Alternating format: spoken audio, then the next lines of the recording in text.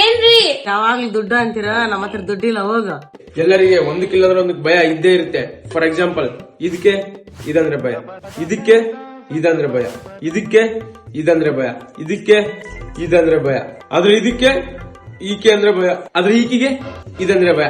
ಏನ್ರಿ ಜಿರ್ಲೆ ಎಂತಿರ್ ಭಯ ಪಡ್ತಿದ್ರೆ ಹೆಂಗಸ್ರಿಗೆ ಫುಲ್ ಖುಷಿಯಾಗಿರ್ತೈತಿ.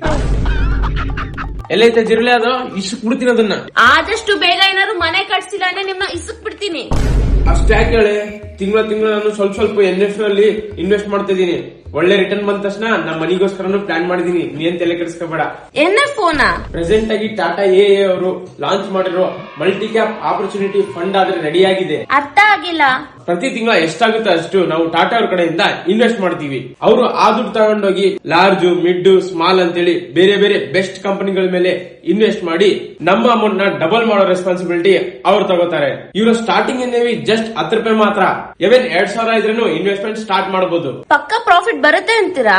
100% ಬರುತ್ತೆ. ಯಾಕಂತ ಹೇಳ, ಟಾಟಾ ಅವರು 2022ರಲ್ಲಿ ಒಂದು ಫಂಡ್ ನ ಲಾಂಚ್ ಮಾಡಿದ್ರು. ಅದರಲ್ಲಿ ಅವ್ರಿಗೆ 26.2% ವರೆಗೆ ರಿಟರ್ನ್ ತಗೊಂಡಿದೆ. ಇನ್ನ ಸ್ವಲ್ಪ ಫಂಡ್ಸ್ ಆದ್ರೆ ಲಾಸ್ಟ್ 5 ಇಯರ್ಸ್ ಅಲ್ಲೇ 29% ವರೆಗೆ ರಿಟರ್ನ್ ತಂದು ಕೊಟ್ಟಿದೆ.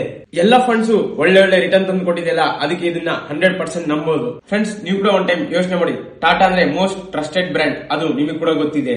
ಆ ಟಾಟಾದವರು ಪ್ರಪಂಚಾದ್ಯಂತ 18 ದೇಶದಲ್ಲಿ ಅವ್ರ ಸೇವೆನ ಸಲ್ಲಿಸುತ್ತಿದ್ದಾರೆ. ಅವ್ರು ಲಾಂಚ್ ಮಾಡಿದಕ್ಕಾಗಿ ನಾವು ನಮ್ಮ ಕೈಲಿಂದ ಎಷ್ಟಾಗುತ್ತೆ ಅಷ್ಟು ಇನ್ವೆಸ್ಟ್ ಮಾಡಿದ್ರೆ ಅದು ಭವಿಷ್ಯದಲ್ಲಿ ನಮಗೆ ಒಂದಿಲ್ಲ ಒಂದಿನ ಪಕ್ಕ ರಿಟರ್ನ್ಸ್ ಕೊಟ್ಟೆ ಕೊಡುತ್ತೆ. ಇನ್ನೊಂದು, ನಾವು ಇನ್ವೆಸ್ಟ್ ಮಾಡೋದು ಸ್ಟಾರ್ಟ್ ಮಾಡಿದ್ಮೇಲೆ ನಮಗೇನಾದ್ರೂ ಆದ್ರೆ ನಮ್ಮ ಫ್ಯಾಮಿಲಿಗೆ ನಮ್ಮ ಪ್ರೀಮಿಯಂ 120ಗೂ ಹೆಚ್ಚು ನಮ್ಮ ಫ್ಯಾಮಿಲಿಗೆ ಕೊಡ್ತಾರೆ.